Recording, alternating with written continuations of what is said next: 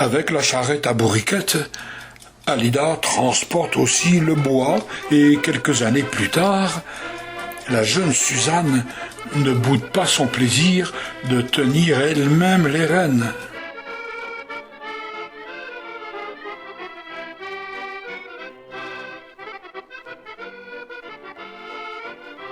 En 1937, certains chemins se sont un peu améliorés.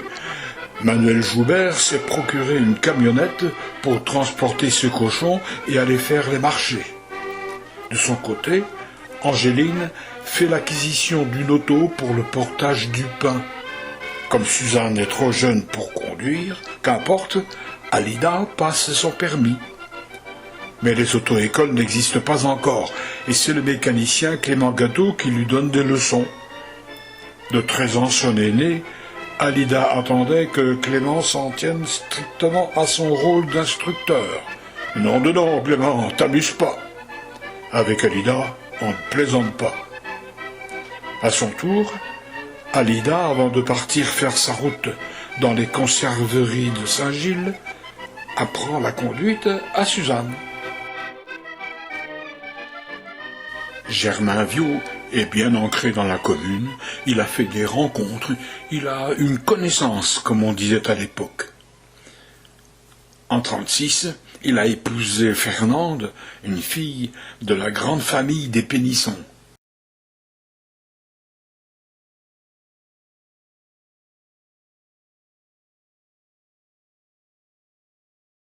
Suzanne a pris de l'âge, elle remplace Alida et prend le volant de la Juva 4 pour les tournées de portage de pain à travers la campagne. En 1939, malheureusement, Germain est réquisitionné. Son départ est sans doute retardé pour cause majeure, la commune ne peut pas se passer de boulanger. Lui trouver un jeune remplaçant est devenu urgent.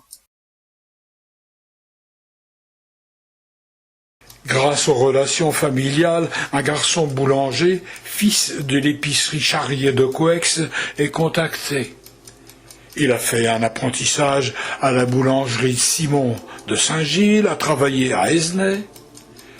Le 11 janvier 1940, Jean Charrier arrive au Fenouillet, il a 19 ans.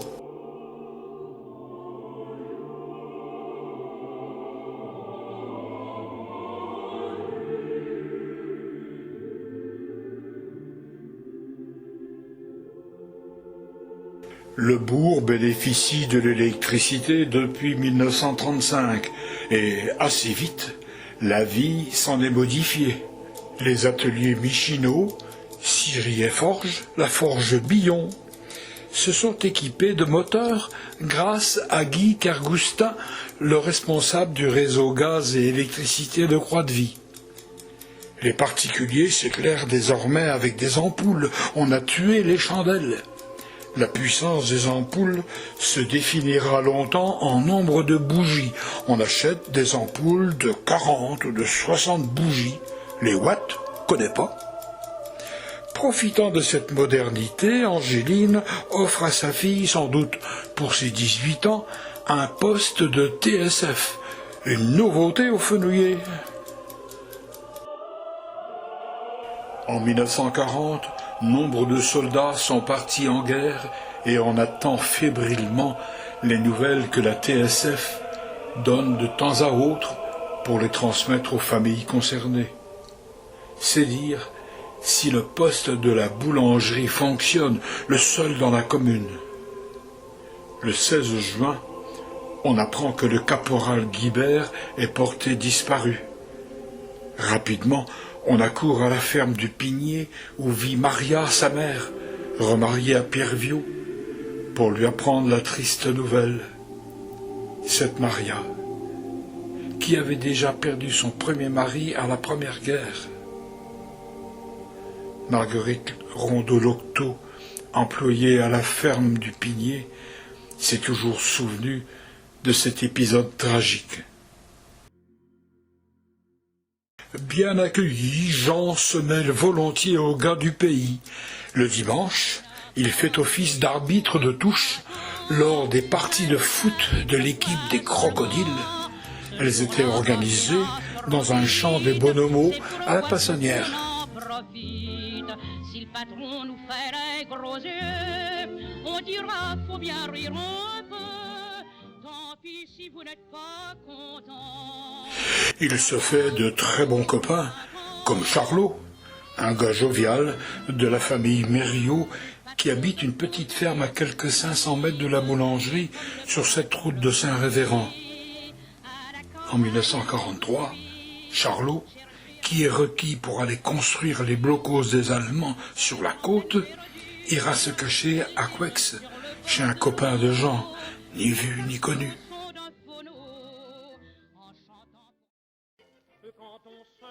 Jean a gagné la confiance d'Angéline et le cœur de sa fille Suzanne. Les tourtereaux filent des jours heureux. En octobre 1945, Jean et Suzanne se marient. La transmission du commerce des Perronneaux aux Charriers va se faire d'une façon naturelle.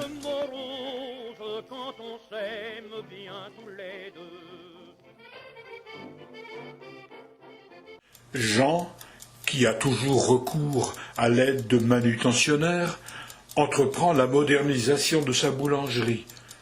Pour éviter les corvées de bois, de nettoyage de four, etc., il adopte le chauffage au fioul, un système qui nécessite malgré tout des mises au point fréquentes et des nettoyages bien spécifiques.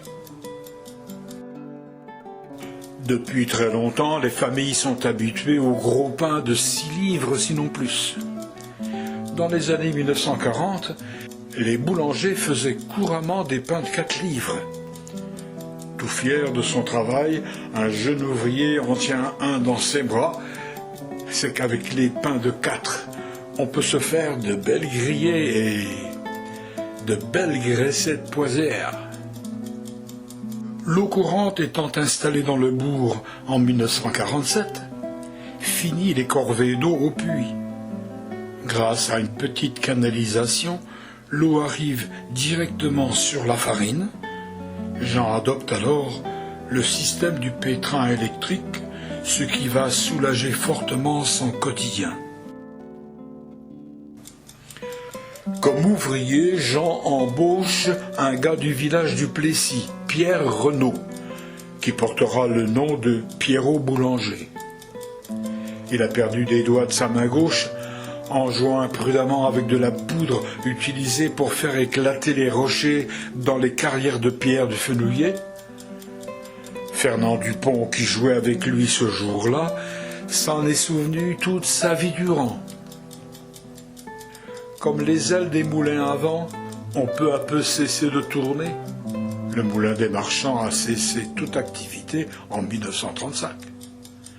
Les cultivateurs ont porté leur blé dans les minoteries de Copquier, Saint-Révérend et Saint-Gilles. Au fil des années, les sacs de farine viendront des minoteries de Copquier, d'Apremont, puis des moulins d'Esnay. Jean les stocke à l'étage, au-dessus de son fournil. Suzanne n'est pas mécontente, elle aussi, d'améliorer son magasin, toujours situé au même endroit, devant lequel sa famille se fait photographier. On y voit les 3 générations qui tiennent et tiendront ce commerce. La boulangère a désormais ses 2 marmots. Les tournées de pain se feront plus aisément avec une fourgonnette.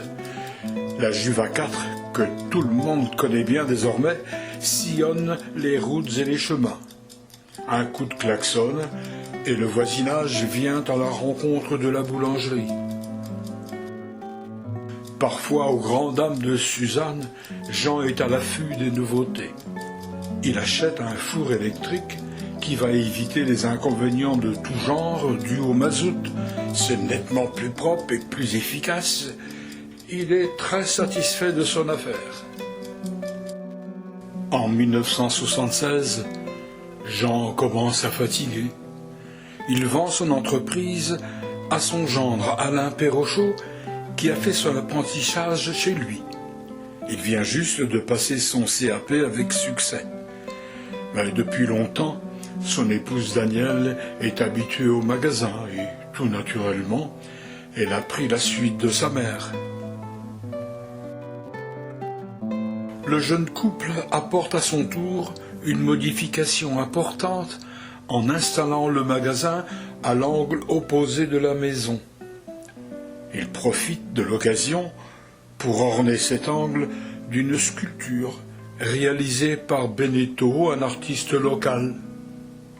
Ils ont le souci de perpétuer les traditions locales en produisant les brioches, mollets de Pâques et autres gâteaux nécessaires aux fêtes, aux mariages, aux kermesses, aux séances théâtrales.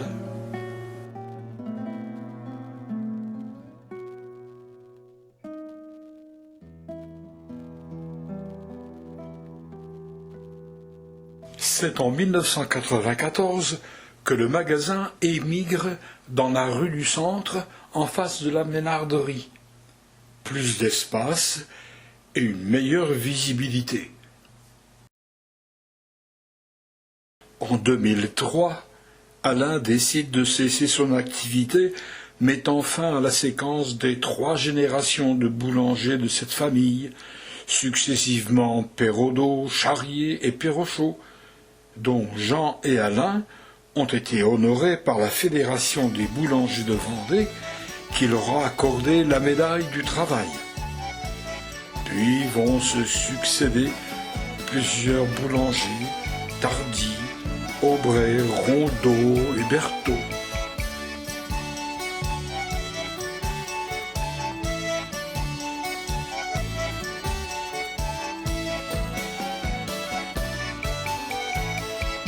En 2021, Cédric Perrochot, neveu d'Alain, reprend le flambeau de la boulangerie avec Sonia, son épouse.